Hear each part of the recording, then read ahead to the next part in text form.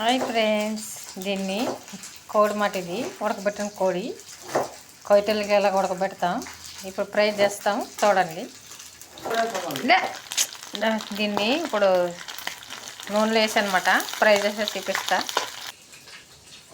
ఇది కారము, ఉప్పు, జీలకర్ర పొడి, ధనియాల పొడి వేయాలి. ఇది కోళ్ళు వేపి ఓకే ఫ్రెండ్స్.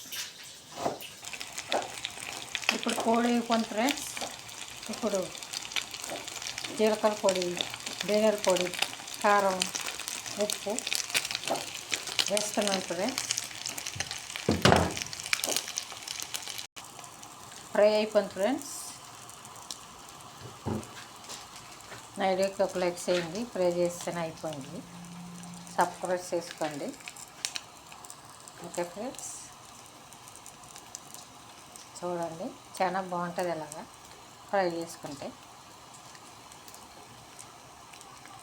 ఓకే ఫ్రెండ్స్, మా మేడం ఇచ్చింది ఫ్రై చేసుకుంటేనండి, మా కోయిట్ మేడము.